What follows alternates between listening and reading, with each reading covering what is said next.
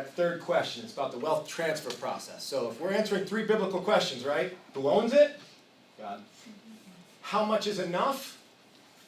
We work to answer that question. It's not as simple as the first answer. But the third one then becomes, is the next steward chosen and prepared? And I want to put a disclaimer out there that, remember that whole comment I made about the tissues? I tell people what they need to hear, share what the Lord has laid on my heart, and if you don't like it, there's some tissues on the table. Well, Chosen and prepared. from a standpoint of understanding what God has to say or what we see in Scripture in terms of wealth transfer, it sometimes often deviates a great deal from what Americans use as a default. And we're gonna go into that. I'm gonna have a couple of handouts for you. And so, answering these questions about what to do, we have to continually step back and ask the question, if we recognize and agree in our head and our heart that it's God's, what would God want us to do with these resources?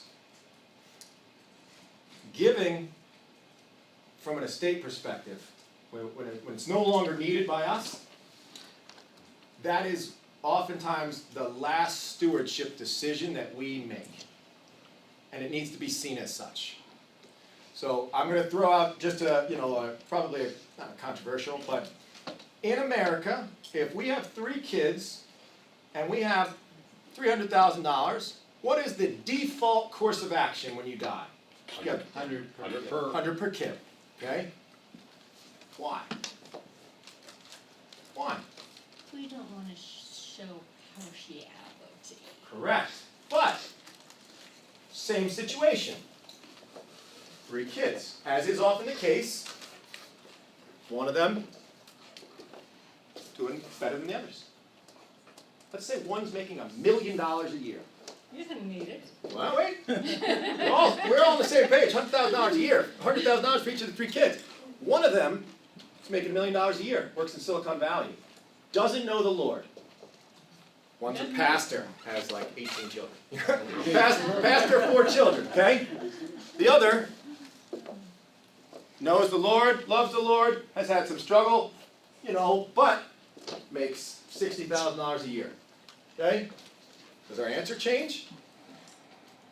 We still giving $100,000 to each of the kids? We are, because it's easy and it's simple. I would submit that it's the American way, it's certainly not the biblical way. If this is God's money,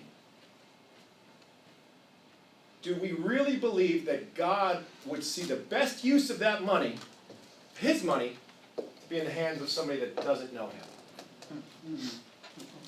That's a really tough pill to swallow for some people. One, because it's going to involve some tough conversations. It's going to involve some it's going to make things uncomfortable. Okay? As Courtney can attest, discomfort doesn't bother me. It's important in my job, important to bring it out into the open. So I see a lot of things that are improved simply by communication, but I'm going to give you some overarching principles, and we're going to dive into the word some in terms of 4 biblical principles as I see it as it relates to wealth transfer. And so I want to be respectful, not just of time, but also of context. So if there are some specific questions, if we want to get into the weeds, go on a rabbit trail, I'm happy. Please stop me at any point. So first one is Proverbs 13:22. If somebody can pull that up for me. Proverbs 13:22. You want me to get it out? Look for it later. Proverbs 13:22. A good man leaveth an inheritance to his children's children, and the wealth of the sinner is laid up for the just. Okay. Children's children. So what we're seeing very clearly in Scripture is that it is right to pass things on. Now, what it doesn't say is give it all equally. It certainly doesn't say give it all just to your children. I would be careful about default assumptions. Right. Giving the same amount of money to each person should not be the indication of how we love someone. I would submit that God loves us all equally, but he treats us all uniquely. Some of us need a little bit more 2x4s to the head sometimes, than others, Someone always said, he's always speaking to us, but we're not being quiet, we're not going to hear the whisper. We're all familiar when he's got to yell something at us. So, balancing family provision with charitable giving is something that's important. I would submit that there's some options on how to give, and next one is Proverbs 11:4. Proverbs 11:4.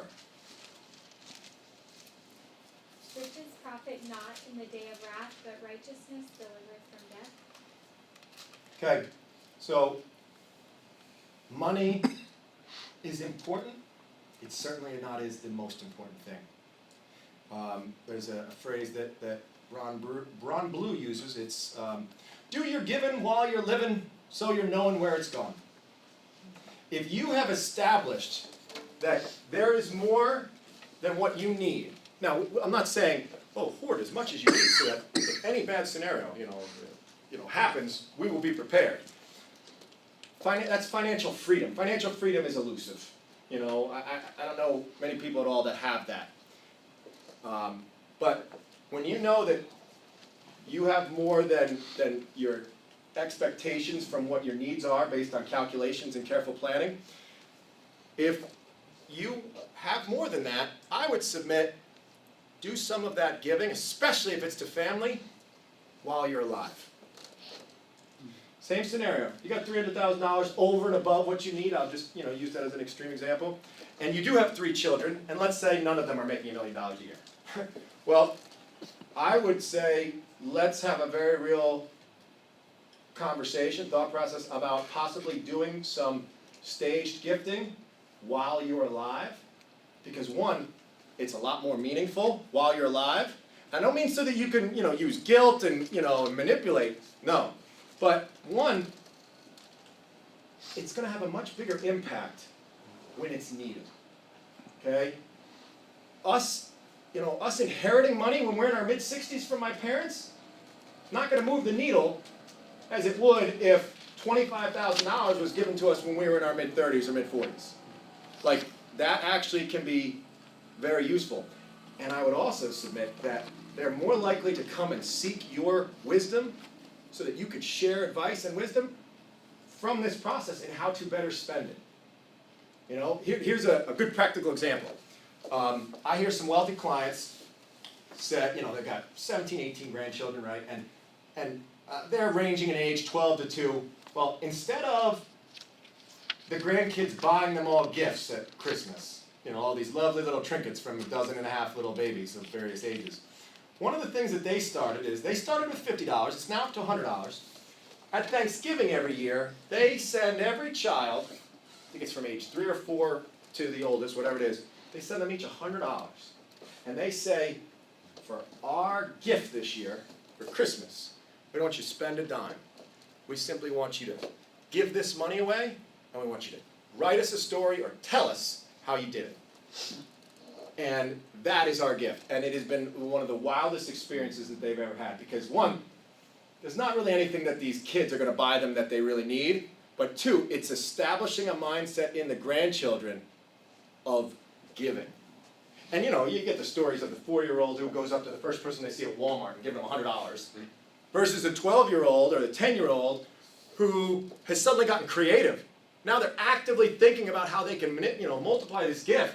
Some of the grandkids are like pulling things together and then buying a bigger gift for a group, and like that sort of stuff moves the needle from a kingdom standpoint. And I would submit it's far more important than these grandkids making you some mittens that don't fit or something like that.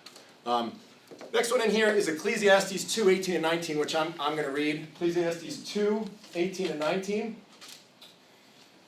I hated all the things I had toiled for under the sun, because I must leave them to the one who comes after me.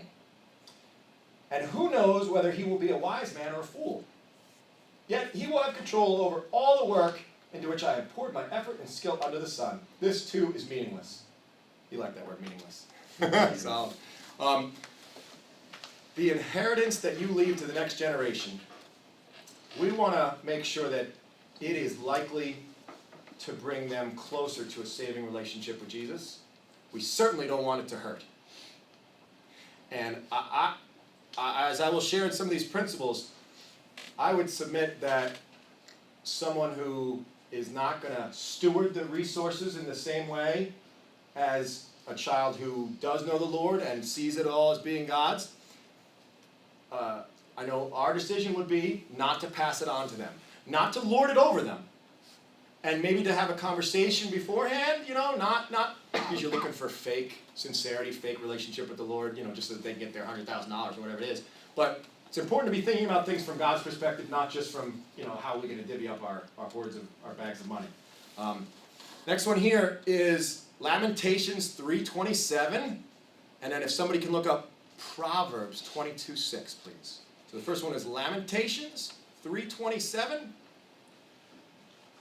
Who can pull that up for me? Lamentations 3:27 says, "It is good for a man that he bear the yoke in his youth." Okay. So it speaks to giving things away while it can be meaningful, not just doing all you're given after you die. And then Proverbs 22:6. Train up a child in the way he should go, and when he is old, he will not depart from it. Okay. Heard somebody say that if you have enough children, eventually you're going to have one that's just stupid. And I don't mean like dumb book knowledge, I mean just act stupid.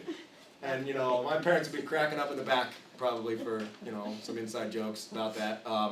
But giving a portion of your estate away to your children and to others while you are living. You know what? From what I read in Scripture, giving God's money away for the fulfillment of the Great Commission, I think that has the absolute best returns on our money that it can have. I believe that's literally the best investment that I can advise my clients to do. That's why our whole name is Stewardship Financial Services. Our desire is to see people give ridiculous sums of money away. Now, do we have a thermometer in our office so that we can tally how much people have given away? No, but maybe we will someday. I believe that when we give God's money away, when we could use it ourselves, that has a higher value than when we give it away at our death when we no longer need it. Now, I don't want to get nitpicky. I don't want to get health and wealth gospel-y where it's like, well, giving is still giving. I'm still going to get this return. We're not giving God a ledger and saying, hey, you owe me X, Y, or Z. Let's be careful here. But when you give your money to charity at your death, let's just be practical. It's not the same value as if you gave it away while you were living because you don't need it anymore. You can't do anything with it. So, that just makes sense to me. That's not in Scripture. So that was, a rabbit trail.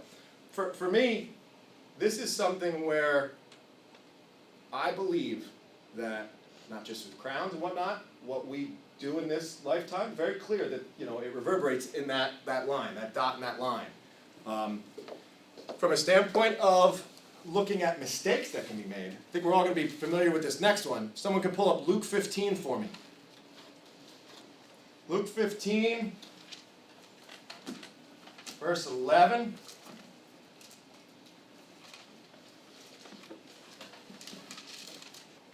Luke 15, verse 11, and we'll end at after verse 14. Luke 15, 11 to 14. And he said, a certain man had 2 sons, and the younger of them said to his father, Father, give me the portion of goods that falleth to me. And he divided unto them his living. And not many days after, the younger son gathered all together, and took his journey into a far country, and there wasted his substance with riotous living. And when he had spent all, there arose a mighty famine in that land, and he began to be in want. And he went and joined himself to a citizen of that country, and he sent him into his fields to feed swine. To feed the pigs. And so, thank you for that. That is a perfect example of money falling into the hands of someone who is untrained. Money in large sums is not always a blessing. Right. It can oftentimes be a curse. It's part of the reason why 95% of lottery winners are bankrupt within 18 months. Yeah. One, because I would suggest that a large number of people who would be able to handle that sort of wealth know it's not worthwhile to buy lottery tickets in the first place. Now, I'm not condemning lottery tickets. I would just want to be clear. Great wealth in untrained hands is a giant mess. I point that out to clients because they just happen to think that, oh, if I've got $1 million and I've got 4 kids, $250,000 for each, well, oh man, think of what they could do with that. I immediately start thinking about, what could they do with that?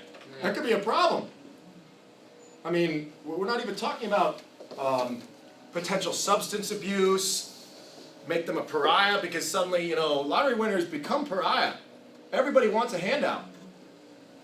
Training them up, giving it in stages, you know, helping teach them is important. And then, last one I have is Proverbs 22:6 again. Proverbs 22:6. Train up a child in the way he should go when he's old enough to depart from There it. it is, there it is. So, I think how we establish things, you know, I asked about early financial memories. Somebody presented to me that there is a benefit to not giving your kids allowances. You know, it's amazing how much reverberates through our adolescent and adult life without even knowing it. You know, we do things like cut the end off of the meatloaf, right? It's just how it's always been done.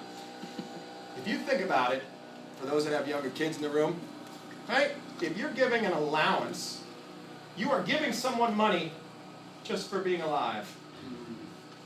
They have earned nothing. They have done nothing to earn that money. I would submit that there's a lot of people out there that got allowances as children. Usually, it's because one generation was an extreme the other way. You know, so then the parents say, oh, I never got an allowance as a kid. Money was extremely tight around the Great Depression, so I'm going to give an allowance to my kids so that they enjoy the finer things, things that I didn't. Everybody wants their kids to have a better scenario than we did. But maybe unknowingly, they get used to the fact that I get money just for being here. I don't have to do anything for it. So that person suggested, instead of doing that, why don't you have there be chores that the kids do as part of the family, because they're part of the family, and then have there be commissionable chores, where if they work, they get paid. If they don't work, they get nothing. That sort of clicked for us, and I was sharing how that kind of went awry when my parents overpaid them for like raking the yard or something like that. But that sort of thing, just thinking about the why. Remember that iceberg diagram from last night? The iceberg, 10% is above ground, it's what we see, but it's not really what God looks at, it's not really what's truly important. It's the 90%, that's the why. Teaching the children financial stewardship. That's something that I think is important, and we just need to have that same sort of mindset. So I've got 4 principles, but I'm going to share with you real quick some types of giving that I see, and a couple of them are very, very easy. So we're all familiar with the most typical one, which is giving out of our income, right? Or giving out of our cash flow. It's where a lot of people are giving, you know, the tithes, sacrificial offerings, dedicated projects, things like that. I would submit that there's a couple others that are just as important. I'll go to the opposite extreme. If that one was very easy, the other one is, you know, changing your will or setting up a trust so that not just family but charitable organizations, you know, oftentimes a church, charity you support, is a major beneficiary of an asset. That's the sort of gift that funds major ministries. That's the sort of thing that can fund scholarships. But one that's very much in the middle that I see and suggest with clients all the time is that you do not have to you don't have to go in and get the legal document, the will changed, or establish a trust and pay $1,000 or more to gift some assets. You can very easily contact your financial advisor or go into your 401k, your TSP plan, or your IRA and request a beneficiary update form. So if you have 3 kids, you've got $100,000, and I'm not saying you're giving this money to your kids from this IRA right now. Well, if the initial desire was, I'm splitting this 3 ways with my kids, maybe the first step is, you change that so that 25% goes to each of your 3 kids and 25% goes to your church. And whenever the Lord calls you home, then that 25% has grown. It will pass to the church. They won't pay any tax on it. And now they suddenly have an account that can actually do some meaningful things. Hey Lee, Yes, sir. can you speak to that fact right there? You just mentioned something that I remember when we were talking about it. Yeah. Revolutionary mind. The church pays no tax Oh, yes. on charitable gifts to the church. Oh, yeah. Oh. Very important thing. Right now, Wow. this was under fire a few years ago. When you give money to the church or a qualified charity, to which FBC is, okay, they have a 501c3. They do charitable work in the eyes of the government. When you give money, you actually get a benefit through our federal government and our state government right now. I know, right? It's like poof. And here's basically how it works. Now, So they're not gonna double there's tax nuances to it, for but reps. the broad picture is this. If you make $100,000 a year, just to keep the number simple, and you tithe 10%, you tithe $10,000. Okay? Well, what that means is that $10,000 that you have given charitably, you don't pay income tax on that money. It's a deduction. Okay? Now, there's nuances with some of the tax law changes, but from a standpoint of understanding that the government actually gives you a benefit, they're not giving you a $10,000 benefit, okay? In this case, if you gave $10,000, maybe they're giving you a benefit of $1,500 or $2,000. Depends on what your income is. Well, it's pretty sweet. I would submit that that's going to go away at some point. Maybe not under the current administration, maybe not after this next election, but churches were under fire. Remember the whole, you've got to do exactly what we say, you've got to hire certain people on your staff, regardless of what they view in terms of their gender. Well, Christian schools, including Gordon College, where I'm an alumni, they put up a big fight on this sort of stuff, and it actually changed some of the laws, but in this world, it's biblical, in this world you will have trouble, but take heart, I have overcome the world. Right now, we are living in a time period where, yes, there is persecution, but let's not kid ourselves, it is nothing like the rest of the world. Our federal government is giving us money. When we give money to our church, which we are commanded to do in Scripture, that's pretty cool. When you give money at death, the same sort of thing. If you gift anything to a charity or a church, it shields it from tax. Now, I don't know the state tax laws for Ohio. I know Jersey is literally the worst state to die in. There's a couple different taxes. We could talk about that. But there is still a benefit to gifting money to churches. And here's a very practical example for anybody that's over 70 and a half. Okay, remember those RMDs, those required minimum distributions? So the government, just a year and a half ago, made the law permanent that said that each year you're required to take that 4%, $100,000 account. Not assuming everybody has $100,000, I'm just using these as broad numbers. Well, if you've got to take $4,000, they want you to pull that $4,000 out so that you can pay tax on it. But then, if you give what's left over, you get a benefit for charity. They have said, instead of you pulling it out of the account paying tax and then gifting it to a charity, you can gift that money directly from your IRA or 401k or TSP to a charity up to $100,000 a year, and it will satisfy your RMD, it will go to the church or charity, and they will not pay any tax at all. So remember that example I gave you at lunch where you bought Apple stock at $5 and now it's $200, and if you sell it, you're going to pay all this tax? I suggest to clients that have long-term holdings that aren't in a retirement account, give some of those shares.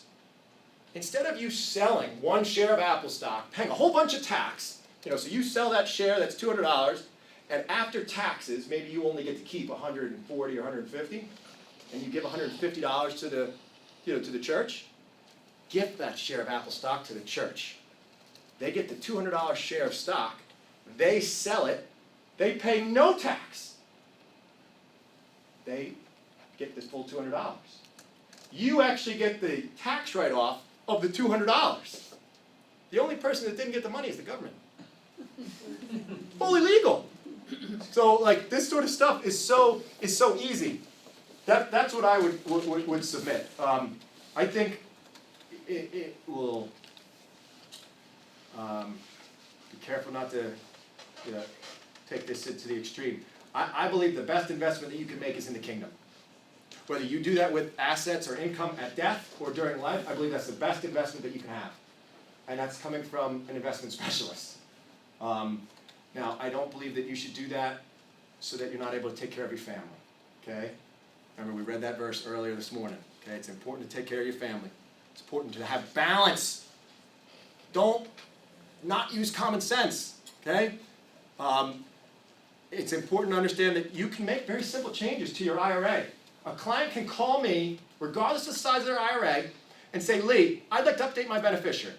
I'm like, sure, Joan. How do you want to change that? What would you like that to look like? It's currently set up to go all to your children equally. Some of them are, it's a little bit of a headache. They're like, here's the 15 people that I want to receive this. We got to type them all in. That's fine. They sign a form. If you say, hey, I want instead of my 3 kids to get 33% each, I want it to go 25% each, and here's the name of the church, and here's the address, that's a done. I have people call me up, and it's an exciting conversation because every year I tell them what their RMD is, that $4,000. Sometimes it's 2, sometimes it's 4, sometimes it's 10. And we get to have a conversation about which charity can we support this year. Okay? Charities are aware of this. You know those letters that you start to get around this time of year? Your mailbox starts to fill up between now and December 31st? They're not stupid, okay? They know that people are thinking about charitable deductions,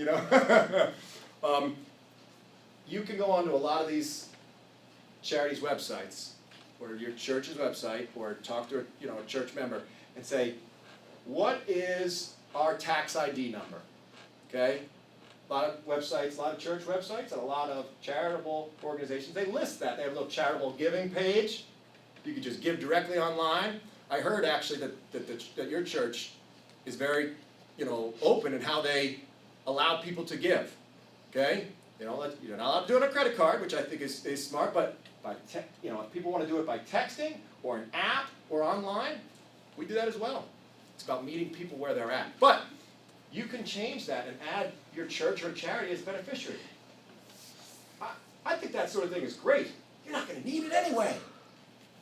Like, let's just be real. So I've got 4 principles. I know I've been, talking a lot, kind of like drinking from a fire hose. Any questions about this stuff so far before I give you the 4 principles?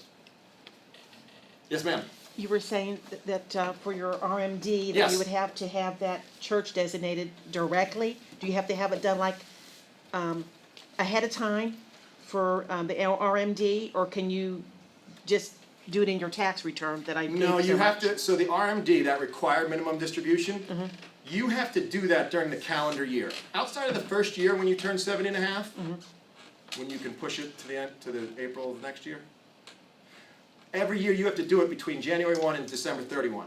So you can't do it at tax time. You gotta do it during the calendar year. Okay. That's number 1.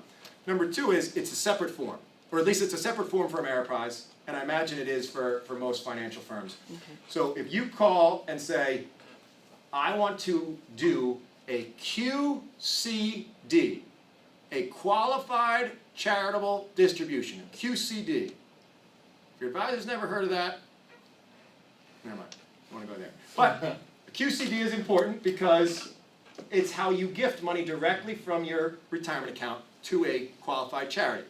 Now you're going to have to fill in what's on the account. You have to fill out your account number, what the amount is. Usually I can submit it online, and then all the clients have to do is either wet sign a form or they can sign it electronically, and it goes directly to them. I just this week had a client who gifted 40 shares of Johnson & Johnson because it's a stock that they've held for a long, long time, and they have a lot of gains in the stock. They're gifting it to King's Christian. That was something that I had suggested, because instead of them selling it, paying the tax, there's a benefit to everybody except the government, which is fine by us, fine by me. So, does that answer your question? Yes, thank you. Okay. Any other questions before I dive into these 4 principles that may knock your socks off? Okay. So, principle number 1, and I kind of started to hint at this. These are biblical principles of inheritance and the corresponding scriptures. Number 1, inequality is permitted. Deuteronomy 21, double portion. Who got the double portion? You're the oldest. Firstborn son. Now, am I suggesting that we do like Old Testament times and disinherit all of our daughters? No. I'm not suggesting that, okay? Numbers 26 allows inequality based on size of the family. Cordy's like, yes! 5 kids, yay! Numbers 27, sons or daughters. Okay, you are able to have inequality. Inequality from an estate planning perspective is biblically supported based on giving unequal sizes based on number of family, sons or daughters. This is not a $300,000, every child gets $100,000. I love them equally. That's not. It's about communication. That's number one. Principle number one is inequality is permitted. Number two, might be surprising. Requests are accepted. Can be accepted. Okay? Joshua, Caleb's land. A practical example I would submit is if you have 3 children, one of them is actively involved in the business, and 2 of them are not actively involved in the business. Not because they don't like the family business or whatnot, but, that relates to my family. Okay? That Twig's grandfather bought all this commercial property. My mom and my sister and my 2 brothers-in-law and my other sister, they are all full-time in the business, managing these commercial apartment buildings in New Jersey and Pennsylvania. It's like 300 units across those 2 states. I studied finance in college. I have been blessed. I love what I do. I am not going to work in family business. I have no interest in being involved in that. Now, I help with the finances, I will take over some of that role, but I'm certainly not going to be involved in the day-to-day. My parents approached me and said, we wanted to let you know that the way we see this, not for, because we think you run it into the ground, but because our, Andrew Crin are involved in the business actively, the bulk of our estate, if is tied up with the business, a major chunk of the estate. So we want that mostly to go to them, but you will have a separate section, a separate portion. I'm fine with that. I think that sort of thing needs to be mindful. And if you have children or family members that are interested in something specific, certain trinkets, jewelry, vacation homes, I don't want to get too off the rails here, they mean more to certain people. You don't have to wait until you're gone and then just say, okay guys, figure it out. Because that's a mess. You can make this a lot simpler right now. So requests are acceptable. Number 3, limitations are prudent. There's a reason why the Steve Jobs and the Sam Waltons, if they're smart, are not just leaving oodles and oodles of money to their children because they know it's not going to help them at all. Very, very important, okay? In Exodus 23, God chose to establish clearly defined borders and limitations on Israel's land, despite owning all the land, okay? More is not always best. If you have a family member that you want to leave money to, but they are a spendthrift, or it would be a curse to them, that is when I usually suggest, ways that you can kind of restrict that slightly. Just dropping $100,000 in an immature child's lap, child being of any age, is not always going to be a blessing. And if you are honest with the fact that you believe it to be God's money, you may want to seek what He has to say about what to do with His money. So, limitations are prudent. And then number 4 is responsibility is required. This is the one that really bothers some people. Okay? Leviticus 18, 24 to 28, Joshua 23. Unrighteous, disobedient behavior meant a loss of inheritance. There you go. Not as a punishment. We're not There you go. be careful here. Money, it's part of why I saw it growing up. Money can be used as a manipulator. I'll pay for college if you go to this college of my choosing. I will pay for 80% of this vacation if you come with me to the place I want to go. What's most often seen when it is a manipulator is someone withholding that if a certain behavior or certain statements aren't upheld. If you suddenly want flexibility, oh no, I'm not interested in that, I'm not gonna help. Ooh, that's, same thing with unfaithful stewardship. You wanna get a test on how people are gonna actually handle God's money? Do some of it while you're still around to see how they're gonna handle it.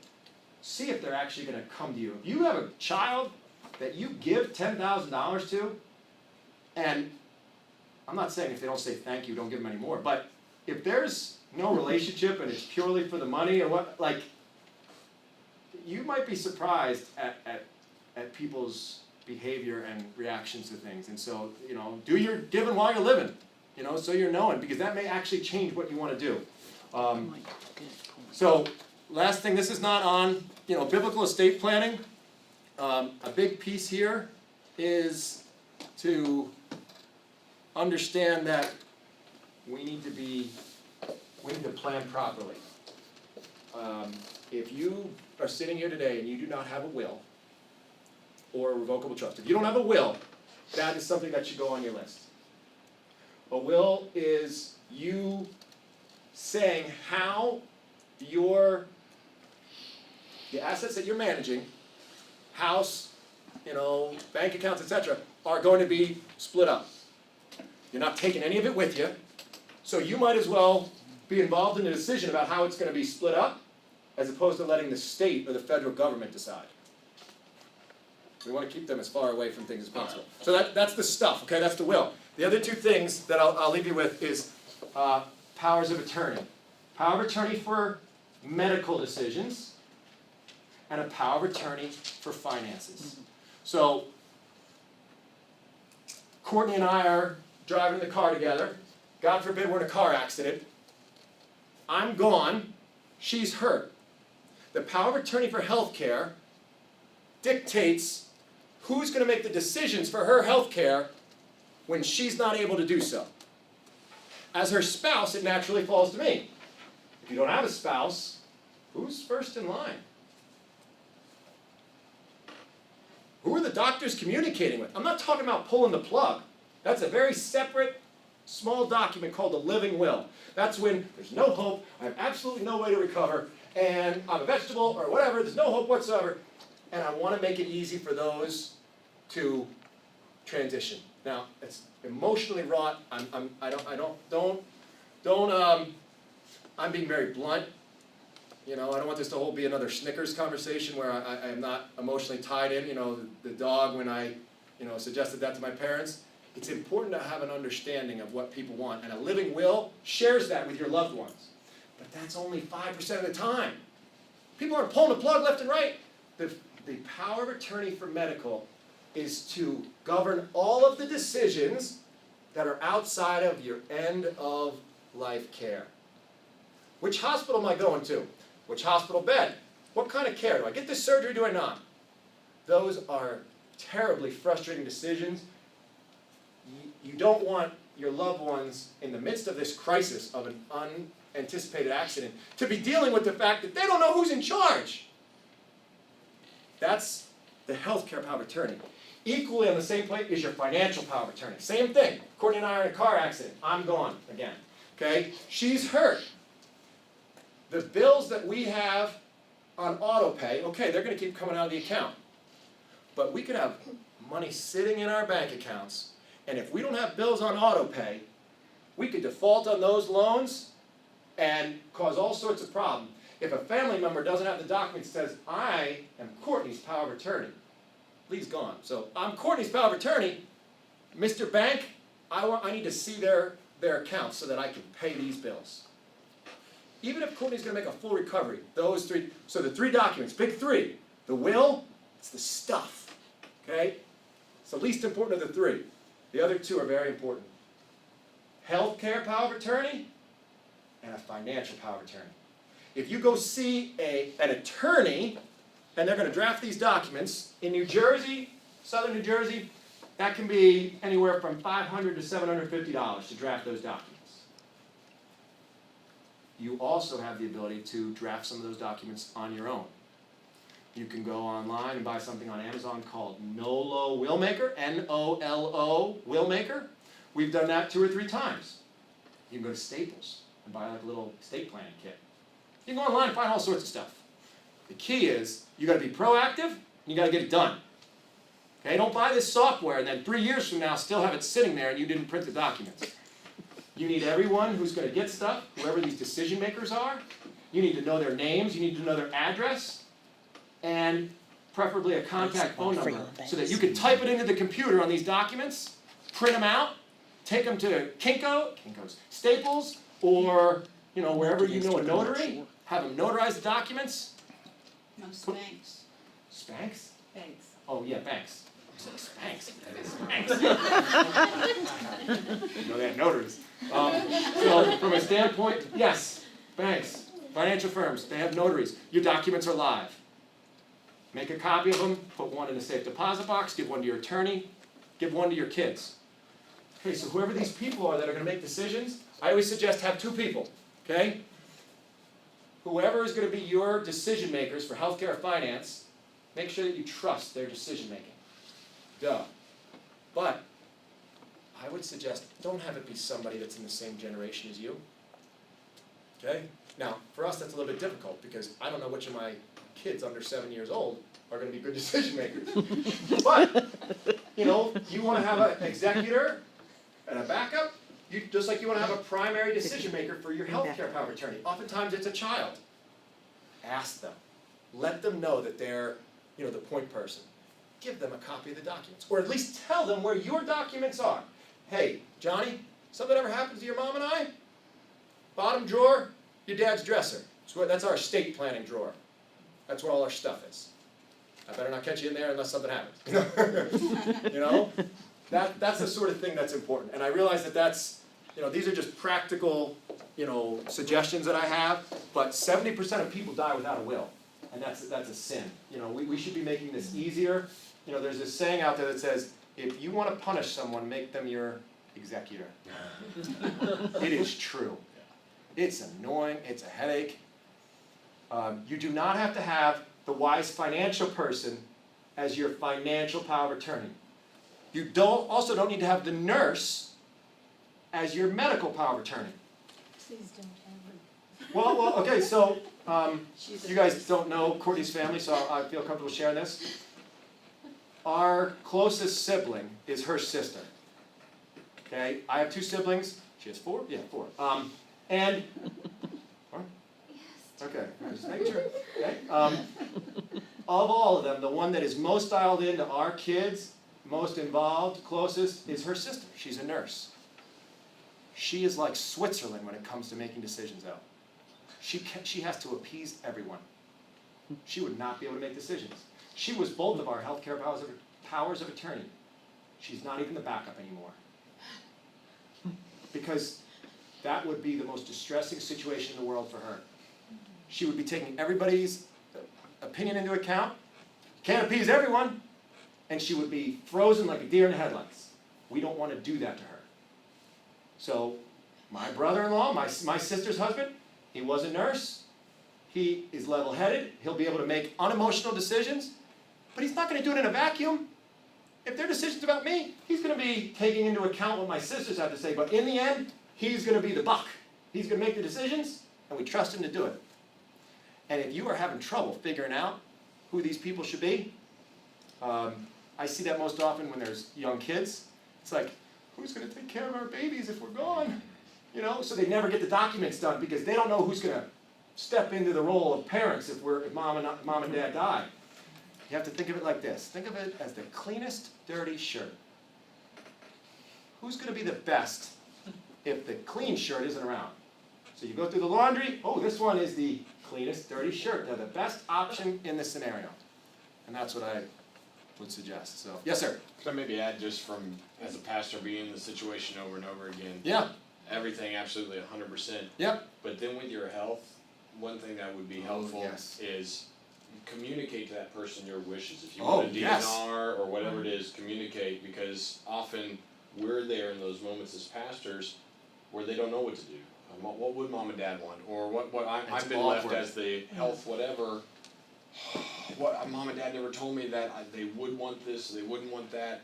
And so I just say all that Yep. and then Communication. communicate. And it's a very good point. I would submit that for more than just this. That $100,000 inheritance to each of those 3 kids, if one of them's making $1 million, a lot of confusion and a lot of frustration is avoided simply by having very open and honest conversations with people. Right. Okay? You should be having some of those conversations now just so that, you know, they know what you want, as you can't make your own decisions, but be sharing that and communicating that, especially with anybody that's going to be the decision makers. So, yeah, that's everything that I have prepared. Any questions on this topic or otherwise, or anything else? Be Yes. aware that these people don't have to be family. Oh yeah, they don't have to be Sometimes family. it's wiser to have them not be family, Yeah. because then you don't have to deal with, well, you were always mama's, pet, and that's why you don't want mamas to be unplugged, and oh, you always hated mama, that's why you're ready to unplug mama. Yeah. So when there is, as I see it and hear from clients and even experience with my siblings, sibling relationships are usually better with a little bit of distance between them. So if you add stress of a health problem to a parent, everyone arrives like the cavalry, right? Everyone's arriving, it's stressful, interrupted lives. You look, extended time, maybe in a hospital. Everyone's already on, everything's getting a little frayed as it is. You add days or weeks to that, things get very stressful. As much communication as you can do on the front end is important. And you make the decisions, communicate those tough decisions, because it keeps the kids from having to try to decide on some of that. I mean, you have 4 kids? You have 2 kids? You don't have a clear decision maker? It's a tie on everything. I mean, then what? So that, Democracy does not work. yeah. So, communication is very important. Okay? We don't bury things, sweep it under the rug. So I appreciate you saying that. That's very good. Any other questions? I'll let you guys go enjoy the rest of your Saturday.